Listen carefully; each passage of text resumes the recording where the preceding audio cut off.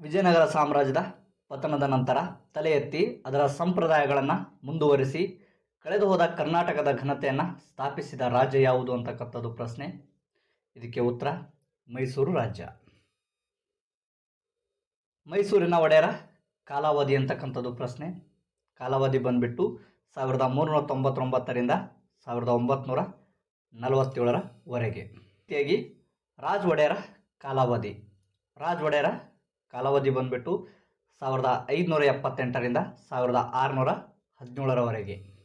ಸಣ್ಣ ಪಾಳೆಯ ಪಟ್ಟಾಗಿರ್ತಕ್ಕಂತಹ ಮೈಸೂರನ್ನು ಸಾಕಷ್ಟು ದೊಡ್ಡ ರಾಜ್ಯವನ್ನಾಗಿ ಮಾಡಿದ ಕೀರ್ತಿ ಯಾರಿಗೆ ಸಲ್ಲುತ್ತದೆ ಅಂತಕ್ಕಂಥದ್ದು. ಇಲ್ಲಿ ಸಣ್ಣ ಪಾಳೆಯ ಆಗಬೇಕಿತ್ತು. ಇದು ಸಣ್ಣ ಪಾಳೆಯ ಪಟ್ಟಾಗಿರ್ತಕ್ಕಂತಹ ಮೈಸೂರನ್ನು ಸಾಕಷ್ಟು ದೊಡ್ಡ ರಾಜ್ಯವನ್ನಾಗಿ ಮಾಡಿದ ಕೀರ್ತಿ ಯಾರಿಗೆ ಸಲ್ಲುತ್ತದೆ ಅಂತಕ್ಕಂಥದ್ದು ಪ್ರಶ್ನೆ. ಯಾರಿಗೆ ಸಲ್ಲುತ್ತದೆ ಅಂದರೆ ರಾಜ ಒಡೆಯರಿಗೆ.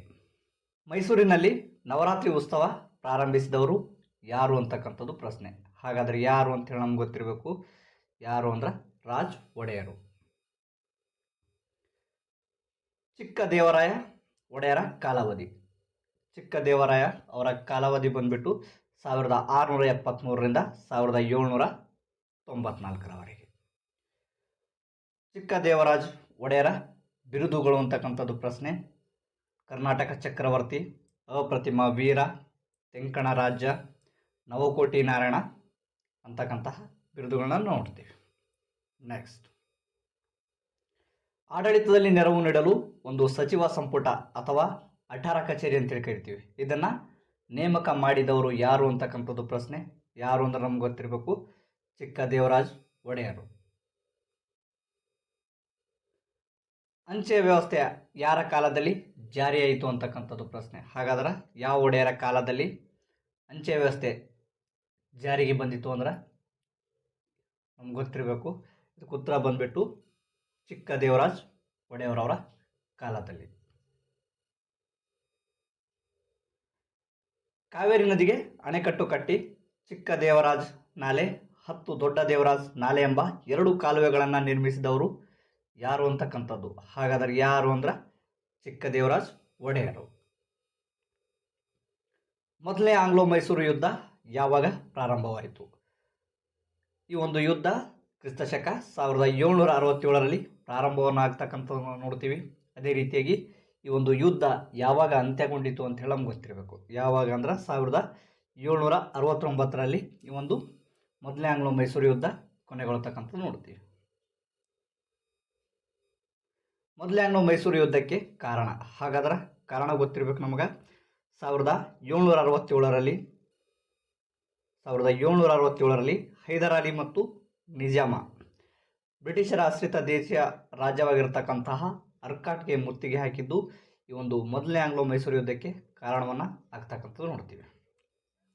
ಮೊದಲನೇ ಆಂಗ್ಲೋ ಮೈಸೂರು ಯುದ್ಧ ಯಾವ ಒಪ್ಪಂದದೊಂದಿಗೆ ಕೊನೆಯಾಯಿತು ಅಥವಾ ಮುಕ್ತಾಯವಾಯಿತು ಅಂದ್ರೆ 1769ರಲ್ಲಿ ಸಹಿ ಹಾಕಲ್ಪಟ್ಟಂತಹ ಮದ್ರಾಸ್ ಒಪ್ಪಂದದ ಮೂಲಕ ಏನಂದ್ರೆ ಈ ಒಂದು ಮೊದಲನೇ ಆಂಗ್ಲೋ ಮೈಸೂರು ಯುದ್ಧ ಕೊನೆಗೊಳ್ತಕ್ಕಂಥದ್ದು ನೋಡ್ತೀವಿ.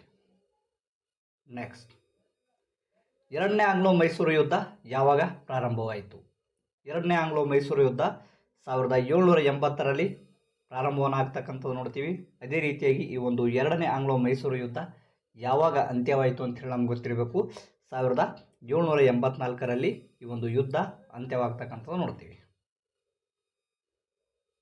ಅದೇ ರೀತಿಯಾಗಿ ಎರಡನೇ ಆಂಗ್ಲೋ ಮೈಸೂರು ಯುದ್ಧಕ್ಕೆ ಕಾರಣ, ಈ ಒಂದು ಯುದ್ಧಕ್ಕೆ ಕಾರಣ ಬಂದ್ಬಿಟ್ಟು ಮದ್ರಾಸ್ ಒಪ್ಪಂದದ ಷರತ್ತುಗಳನ್ನು ಉಲ್ಲಂಘನೆಯನ್ನು ಮಾಡಿದ್ದು.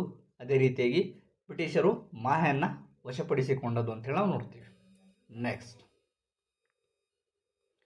ಯಾವ ಯುದ್ಧದ ಮಧ್ಯದಲ್ಲಿ ಹೈದರಾಲಿ ಅನಾರೋಗ್ಯದಿಂದ ಮೃತನಾದನು ಅಂತಕ್ಕಂಥದ್ದು ಪ್ರಶ್ನೆ. ಹಾಗಾದ್ರೆ ನಮ್ಗೆ ಗೊತ್ತಿರಬೇಕು. ಎರಡನೇ ಆಂಗ್ಲೋ ಮೈಸೂರು ಯುದ್ಧದಲ್ಲಿ ಏನದ ಅಂದ್ರೆ ಹೈದರಾಲಿ ಅನಾರೋಗ್ಯದಿಂದ ಮೃತಪಡ್ತಕ್ಕಂಥದ್ದು ನೋಡ್ತೀವಿ. ಹಾಗಾದ್ರೆ ಯಾವ ವರ್ಷದಲ್ಲಿ ಅಂತ ಹೇಳಿ ಕೇಳಿದ್ರೆ ನಮ್ಗೆ ಗೊತ್ತಿರಬೇಕು. ಯಾವ ವರ್ಷದಲ್ಲಿ ಅಂದ್ರೆ 1782ರಲ್ಲಿ ಅನಾರೋಗ್ಯದಿಂದ ಮೃತನಾಗ್ತಕ್ಕಂಥದ್ದು ನೋಡ್ತೀವಿ. ನೆಕ್ಸ್ಟ್, ಎರಡನೇ ಆಂಗ್ಲೋ ಮೈಸೂರು ಯುದ್ಧ ಯಾವ ಒಪ್ಪಂದದೊಂದಿಗೆ ಕೊನೆಗೊಂಡಿತು ಅಂತಕ್ಕಂಥದ್ದು ಪ್ರಶ್ನೆ. ಈ ಒಂದು ಎರಡನೇ ಆಂಗ್ಲೋ ಮೈಸೂರು ಯುದ್ಧ 1784ರಲ್ಲಿ ಆದಂತಹ ಮಂಗಳೂರು ಒಪ್ಪಂದದೊಂದಿಗೆ ಈ ಒಂದು ಎರಡನೇ ಆಂಗ್ಲೋ ಮೈಸೂರು ಯುದ್ಧ ಕೊನೆಗೊಳ್ತಕ್ಕಂಥದ್ದು ನೋಡ್ತೀವಿ. ನೆಕ್ಸ್ಟ್, ಭಾರತದಲ್ಲಿ ಮೊದಲ ಬಾರಿಗೆ ಯುದ್ಧದಲ್ಲಿ ರಾಕೆಟನ್ನು ಬಳಸಿದವರು ಯಾರು ಅಂತಕ್ಕಂಥದ್ದು ಪ್ರಶ್ನೆ. ಭಾರತದಲ್ಲಿ ಮೊದಲ ಬಾರಿಗೆ ಯುದ್ಧದಲ್ಲಿ ರಾಕೆಟನ್ನು ಬಳಸಿದವರು ಯಾರು ಅಂತ ನಮ್ಗೆ ಗೊತ್ತಿರಬೇಕು. ಟಿಪ್ಪು ಸುಲ್ತಾನ್. ಮೂರನೇ ಆಂಗ್ಲೋ ಮೈಸೂರು ಯುದ್ಧಕ್ಕೆ ಕಾರಣ ಅಂತಕ್ಕಂಥದ್ದು ಪ್ರಶ್ನೆ. ಮೂರನೇ ಆಂಗ್ಲೋ ಮೈಸೂರು ಯುದ್ಧಕ್ಕೆ ಕಾರಣ ಬಂದ್ಬಿಟ್ಟು ತಿರುವಾಂಕೂರಿನ ಮೇಲೆ ದಾಳಿ ಒಂದು ಮೂರನೇ ಆಂಗ್ಲೋ ಮೈಸೂರು ಯುದ್ಧಕ್ಕೆ ಕಾರಣವನ್ನು ಆಗ್ತಕ್ಕಂಥದ್ದು ನೋಡ್ತೀವಿ. ನೆಕ್ಸ್ಟ್, ಮೂರನೇ ಆಂಗ್ಲೋ ಮೈಸೂರು ಯುದ್ಧ ಯಾವ ಒಪ್ಪಂದದೊಂದಿಗೆ ಕೊನೆಗೊಂಡಿತು ಅಂತಕ್ಕಂಥದ್ದು, ಅಥವಾ ಮೂರನೇ ಆಂಗ್ಲೋ ಮೈಸೂರು ಯುದ್ಧ ಯಾವ ಒಪ್ಪಂದದೊಂದಿಗೆ ಮುಕ್ತಾಯವಾಯಿತು ಅಂತಕ್ಕಂಥದ್ದು. ಈ ಒಂದು ಮೂರನೇ ಆಂಗ್ಲೋ ಮೈಸೂರು ಯುದ್ಧ ಶ್ರೀರಂಗಪಟ್ಟಣ ಒಪ್ಪಂದದ ಮೂಲಕ ಕೊನೆಯಾಗ್ತಕ್ಕಂಥದ್ದು ನೋಡ್ತೀವಿ. ಅದೇ ರೀತಿಯಾಗಿ ಬಹಳಷ್ಟು ಇಂಪಾರ್ಟೆಂಟ್ ಆಗಿರ್ತಕ್ಕಂಥದ್ದು, ಹಾಗಾದ್ರೆ ಶ್ರೀರಂಗಪಟ್ಟಣದ ಒಪ್ಪಂದಗಳು ಅಥವಾ ಷರತ್ತುಗಳು ಏನು ಅಂತಕ್ಕಂಥದ್ದು ಪ್ರಶ್ನೆ.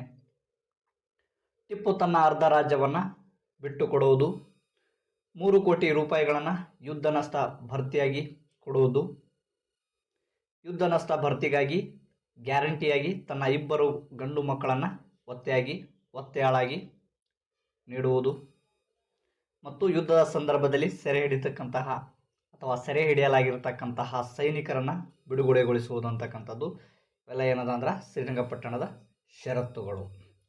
ನೆಕ್ಸ್ಟ್, ಟಿಪ್ಪು ಯಾವ ಯುದ್ಧದಲ್ಲಿ ಹತನಾದನು ಅಂತಕ್ಕಂಥದ್ದು ಪ್ರಶ್ನೆ. ಟಿಪ್ಪು 4ನೇ ಆಂಗ್ಲೋ ಮೈಸೂರು ಯುದ್ಧದಲ್ಲಿ ಹತನಾಗ್ತಕ್ಕಂಥದ್ದು ನೋಡ್ತೀವಿ. ಯಾವಾಗ ಅಂದ್ರೆ ನಮ್ಗೆ ಗೊತ್ತಿರಬೇಕು, 1799ರಲ್ಲಿ 4ನೇ ಆಂಗ್ಲೋ ಮೈಸೂರು ಯುದ್ಧದಲ್ಲಿ ಹತನಾಗ್ತಕ್ಕಂಥದ್ದು ನೋಡ್ತೀವಿ. ನೆಕ್ಸ್ಟ್, 10ನೆಯ ಚಾಮರಾಜೇಂದ್ರ ಒಡೆಯರ ಕಾಲಾವಧಿ ಅಂತಕ್ಕಂಥದ್ದು ಪ್ರಶ್ನೆ. 10ನೆಯ ಚಾಮರಾಜೇಂದ್ರ ಒಡೆಯರ ಕಾಲಾವಧಿ ಬಂದ್ಬಿಟ್ಟು 1881ರಿಂದ 1894ರವರೆಗೆ ಅವರ ಕಾಲಾವಧಿಯನ್ನು ನಾವು ನೋಡ್ತೀವಿ. ನೆಕ್ಸ್ಟ್, ಯಾವ ಒಡೆಯರ ಕಾಲದಲ್ಲಿ ಕಮಿಷನರ್ ಆಡಳಿತ ಕೊನೆಗೊಂಡಿತು, ರೆಸಿಡೆಂಟ್ ಎಂಬ ಬ್ರಿಟಿಷ್ ಪ್ರತಿನಿಧಿಯನ್ನು ನೇಮಿಸಲಾಯಿತು, ಇವರ ಜೊತೆಗೆ ದಿವಾನರಾಗಿ ಸಿ ರಂಗಚಾರ್ಲೋರು ರವರನ್ನು ನೇಮಿಸಲ್ಪಟ್ಟರು ಅಂತಕ್ಕಂಥದ್ದು ಪ್ರಶ್ನೆ. ಹಾಗಾದರೆ ಈ ಒಂದು ಪ್ರಶ್ನೆಗೆ ಉತ್ತರ ಬಂದ್ಬಿಟ್ಟು 10ನೆಯ ಚಾಮರಾಜೇಂದ್ರ ಒಡೆಯರು ಅಂತಕ್ಕಂಥದ್ದು. ಮೈಸೂರು ಪ್ರಜಾಪ್ರತಿನಿಧಿ ಸಭೆಯನ್ನು ಪ್ರಾರಂಭಿಸಿದವರು ಯಾರು ಅಂತ ಕೇಳಿದ್ರೆ ನಮ್ಗೆ ಗೊತ್ತಿರಬೇಕು. ಯಾರು ಅಂದ್ರೆ ಸಿ ರಂಗಚಾರ್ಲವರು ದಿವಾನರಾಗಿದ್ದಾಗ ಈ ಒಂದು ಮೈಸೂರು ಪ್ರಜಾಪ್ರತಿನಿಧಿ ಸಭೆಯನ್ನು ಸ್ಥಾಪಿಸ್ತಕ್ಕಂಥದ್ದು ನೋಡ್ತೀವಿ. ಅದೇ ರೀತಿಯಾಗಿ ಯಾವ ಒಂದು ದಿವಾನರ ಕಾಲದಲ್ಲಿ 1881ರಲ್ಲಿ ಕೋಲಾರ ಚಿನ್ನದ ಗಣಿಯನ್ನು ಸ್ಥಾಪಿಸಲಾಯಿತು ಅಂತ ಕೇಳಿದ್ರೆ ನಮ್ಗೆ ಗೊತ್ತಿರಬೇಕು. ಯಾವ ಒಂದು ದಿವಾನರ ಕಾಲದಲ್ಲಿ ಅಂದ್ರೆ ಸಿ ರಂಗಚಾರ್ಲವರು ದಿವಾನರಾಗಿದ್ದಾಗ ಏನದಂದ್ರೆ 1881ರಲ್ಲಿ ಕೋಲಾರ ಚಿನ್ನದ ಗಣಿಯನ್ನು ಸ್ಥಾಪಿಸಲಾಗ್ತಕ್ಕಂಥದ್ದು ನೋಡ್ತೀವಿ. ಅದೇ ರೀತಿಯಾಗಿ 1882ರಲ್ಲಿ ಬೆಂಗಳೂರು ಮೈಸೂರು ರೈಲು ಮಾರ್ಗವನ್ನು ಆರಂಭಿಸಿದ ದಿವಾನ ಯಾರು ಅಂತ ಹೇಳಿ ಕೇಳಿದ್ರು ನಮ್ಗೆ ಗೊತ್ತಿರಬೇಕು. ಯಾರು ಅಂದ್ರೆ ಸಿ ರಂಗಚಾರ್ಲವರು. ನೆಕ್ಸ್ಟ್, 1883ರಲ್ಲಿ ರಂಗಚಾರ್ಲ ಕಾಲವಾದ ನಂತರ ದಿವಾನರಾದವರು ಯಾರು ಅಂತಕ್ಕಂಥದ್ದು ಪ್ರಶ್ನೆ. ಹಾಗಾದ್ರೆ ರಂಗಚಾರ್ಲವರು ನಂತರ ಬರ್ತಕ್ಕಂಥ ದಿವಾನರು ಯಾರು ಅಂತ ಕೇಳಿದ್ರೆ ನಮ್ಗೆ ಗೊತ್ತಿರಬೇಕು. ಕೆ ಶೇಷಾದ್ರಿ ಅಯ್ಯರ್ ಅವರು. ನೆಕ್ಸ್ಟ್, ಸಿವಿಲ್ ಸರ್ವಿಸ್ ಪರೀಕ್ಷೆಯನ್ನು ಆರಂಭಿಸಿದ ದಿವಾನರು ಯಾರು ಅಂತಕ್ಕಂಥದ್ದು ಪ್ರಶ್ನೆ. ಹಾಗಾದರೆ ಯಾರು ಅಂತ ಹೇಳಿ ನಮ್ಗೆ ಗೊತ್ತಿರಬೇಕು. ಕೆ ಶೇಷಾದ್ರಿ ಅಯ್ಯರ್ ಅವರು. ಹೆಣ್ಣು ಮಕ್ಕಳ ವಿದ್ಯಾಭ್ಯಾಸಕ್ಕೆ ವಿಶೇಷ ಗಮನವನ್ನು ನೀಡಲು ಮೈಸೂರಿನಲ್ಲಿ ಮಹಾರಾಣಿ ಬಾಲಿಕಾ ಪ್ರೌಢಶಾಲೆಯನ್ನು ಸ್ಥಾಪಿಸಿದ ದಿವಾನರು ಯಾರು ಅಂತಕ್ಕಂಥದ್ದು ಪ್ರಶ್ನೆ. ಹಾಗಾದ್ರೆ ಯಾರು ಅಂತೇಳಿ ನಮ್ಗೆ ಗೊತ್ತಿರಬೇಕು. ಕೆ ಶೇಷಾದ್ರಿ ಅಯ್ಯರ್ ಅವರು. ಮೈಸೂರಿಗೆ ಬಂದಿದ್ದ ಸ್ವಾಮಿ ವಿವೇಕಾನಂದರಿಗೆ ಆಶ್ರಯವನ್ನು ನೀಡಿ ಅವರು ಚಿಕಾಗೋ ಸರ್ವಧರ್ಮ ಸಮ್ಮೇಳನಕ್ಕೆ ಹೋಗಲು ಸಹಾಯ ಮಾಡಿದ ಒಡೆಯರು ಯಾರು ಅಂತಕ್ಕಂಥದ್ದು ಪ್ರಶ್ನೆ. ಈ ಒಂದು ಪ್ರಶ್ನೆಗೆ ಉತ್ತರ ಬಂದ್ಬಿಟ್ಟು ಚಾಮರಾಜೇಂದ್ರ ಒಡೆಯರ್ ಅವರು. 10ನೆಯ ಚಾಮರಾಜೇಂದ್ರ ಒಡೆಯರ ಆಶ್ರಯದಲ್ಲಿದ್ದ ವಿದ್ವಾಂಸರುಗಳು ಯಾರು ಅಂತಕ್ಕಂಥದ್ದು ಪ್ರಶ್ನೆ. ಅಭಿನವ ಕಾಳಿದಾಸ ಎನಿಸಿಕೊಂಡಂತಹ ಬಸಪ್ಪ ಶಾಸ್ತ್ರಿಗಳು, ಮೈಸೂರು ರಾಜ್ಯಗೀತೆ ರಚಿಸಿದಂತಹ ಕಾಯೋಶ್ರೀ ಗೌರಿಯವರು. ನಾಲ್ವಡಿ ಕೃಷ್ಣರಾಜ ಒಡೆಯರ ಕಾಲಾವಧಿ ಬಂದ್ಬಿಟ್ಟು 1894ರಿಂದ 1940ರವರೆಗೆ. ಕಾವೇರಿ ಜಲಪಾತವನ್ನು ಉಪಯೋಗಿಸಿಕೊಂಡು ಶಿವನ ಸಮುದ್ರದಲ್ಲಿ ಜಲವಿದ್ಯುತ್ ಕೇಂದ್ರವನ್ನು ಸ್ಥಾಪಿಸುವ ಕಾರ್ಯ ಯಾವ ಒಡೆಯರ ಕಾಲಾವಧಿಯಲ್ಲಿ ಪ್ರಾರಂಭವಾದವು ಅಂತಕ್ಕಂಥದ್ದು ಪ್ರಶ್ನೆ. ಒಂದು ಪ್ರಶ್ನೆಗೆ ಉತ್ತರ ಬಂದ್ಬಿಟ್ಟು ನಾಲ್ವಡಿ ಕೃಷ್ಣರಾಜ ಒಡೆಯರ್ ಅವರ ಕಾಲಾವಧಿಯಲ್ಲಿ. ಭಾರತದಲ್ಲಿ ವಿದ್ಯುತ್ ಪಡೆದ ಮೊದಲ ನಗರ ಯಾವುದು ಅಂತಕ್ಕಂಥದ್ದು ಪ್ರಶ್ನೆ. ಭಾರತದಲ್ಲಿ ವಿದ್ಯುತ್ ಪಡೆದಂತಹ ಮೊದಲ ನಗರ ಯಾವುದು ಅಂದ್ರೆ ಬೆಂಗಳೂರು ನಗರ. 1902ರಲ್ಲಿ ಕೃಷ್ಣರಾಜರು ಅಧಿಕಾರ ವಹಿಸಿಕೊಂಡಾಗ ಇದ್ದಂತಹ ದಿವಾನರುಗಳು ಯಾರು ಅಂತಕ್ಕಂಥದ್ದು ಪ್ರಶ್ನೆ. PN ಕೃಷ್ಣಮೂರ್ತಿ, PV ಮಾಧವರಾಯರು, ಸರ್ ಎಂ ವಿಶ್ವೇಶ್ವರಯ್ಯ, ಕಾಂತರಾಜ್ ಅರಸ್ ಅವರು, ಸರ್ ಅಲ್ಬಿಯನ್ ಬ್ಯಾನರ್ಜಿ, ಅದೇ ರೀತಿಯಾಗಿ ಸರ್ ಮಿರ್ಜಾ ಇಸ್ಮಾಯಿಲ್ ಅವರು. ನಾಲ್ವಡಿ ಕೃಷ್ಣರಾಜ ಒಡೆಯರ ಕಾಲಾವಧಿಯಲ್ಲಿ ಸ್ಥಾಪಿಸಲಾದ ಕೈಗಾರಿಕೆಗಳು ಹಾಗಾದರೆ ಯಾವುವು ಅಂತೇಳಿ ನಮ್ಗೆ ಗೊತ್ತಿರಬೇಕು. ಭದ್ರಾವತಿಯ ಕಬ್ಬಿಣ ಮತ್ತು ಉಕ್ಕಿನ ಕಾರ್ಖಾನೆ, ಸಿಮೆಂಟ್ ಕಾರ್ಖಾನೆ, ಕಾಗದ ಕಾರ್ಖಾನೆ, ಮಂಡ್ಯದ ಸಕ್ಕರೆ ಕಾರ್ಖಾನೆ, ಮೈಸೂರಿನ ಗಂಧದ ಎಣ್ಣೆ ಕಾರ್ಖಾನೆ, ಬೆಂಗಳೂರಿನ ಸಾಬೂನು ಕಾರ್ಖಾನೆ, ಬೆಳಗೊಳದ ರಾಸಾಯನಿಕ ವಸ್ತುಗಳು ಮತ್ತು ಕೃತಕ ಗೊಬ್ಬರಗಳ ಕಾರ್ಖಾನೆ. ಯಾವ ಒಡೆಯರ ಆಡಳಿತದಿಂದಾಗಿ ಮೈಸೂರು ಮಾದರಿ ರಾಜ್ಯ ಎಂಬ ಹೆಸರನ್ನು ಪಡೆದಿತ್ತು ಅಂತಕ್ಕಂಥದ್ದು ಪ್ರಶ್ನೆ. ಈ ಒಂದು ಪ್ರಶ್ನೆಗೆ ಉತ್ತರ ನಾಲ್ವಡಿ ಕೃಷ್ಣರಾಜ ಒಡೆಯರು. ನಾಲ್ವಡಿ ಕೃಷ್ಣರಾಜ ಒಡೆಯರನ್ನ ಯಾರು ರಾಜರ್ಷಿ ಎಂದು ಕರೆದಿದ್ದಾರೆ ಅಂತಕ್ಕಂಥದ್ದು ಪ್ರಶ್ನೆ. ಒಂದು ಪ್ರಶ್ನೆಗೆ ಉತ್ತರ ಮಹಾತ್ಮ ಗಾಂಧೀಜಿಯವರು.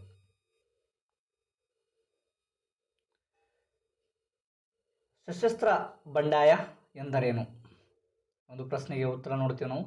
ಆಧುನಿಕ ಕರ್ನಾಟಕದ ಚರಿತ್ರೆಯಲ್ಲಿ ಟಿಪ್ಪುವಿನ ನಂತರ ಅದರಲ್ಲಿಯೂ ಮುಖ್ಯವಾಗಿ 19ನೇ ಶತಮಾನದ ಪೂರ್ವಾರ್ಧದಲ್ಲಿ ಬ್ರಿಟಿಷ್ ಆಳ್ವಿಕೆಯ ವಿರುದ್ಧ ಕಂಡು ಬಂದಂತಹ ಪ್ರತಿಭಟನೆಗಳು ಮತ್ತು ಬಂಡಾಯಗಳು ಪ್ರಮುಖ ಸ್ಥಾನವನ್ನು ಪಡೆದುಕೊಂಡಿವೆ. ಇವುಗಳನ್ನು ಏನಂತೇಳಿ ಕರೀತಾರೆ ಅಂದ್ರೆ ಸಶಸ್ತ್ರ ಬಂಡಾಯ ಅಂತೇಳಿ ಕರಿತಕ್ಕಂಥದ್ದು ನೋಡ್ತೀವಿ. ಅದೇ ರೀತಿಯಾಗಿ ನೆಕ್ಸ್ಟ್ ಪ್ರಶ್ನೆ, ಧೋಂಡಿಯ ವಾಘ್ ಎಲ್ಲಿ ಜನಿಸಿದರು ಅಂತಕ್ಕಂಥದ್ದು ಪ್ರಶ್ನೆ. ಧೋಂಡಿಯ ವಾಘ್ ಎಲ್ಲಿ ಜನಿಸಿದರು ಅಂತೇಳಿ ನಮ್ಗೆ ಗೊತ್ತಿರಬೇಕು. ಚೆನ್ನಗಿರಿಯ ಮರಾಠ ಕುಟುಂಬದಲ್ಲಿ ಜನಿಸಿದ. ಮರಾಠಿಯಲ್ಲಿ ವಾಘ್ ಅಂದರೆ ಹುಲಿ ಅಂತೇಳಿ ನಮ್ಗೆ ಗೊತ್ತಿರಬೇಕು.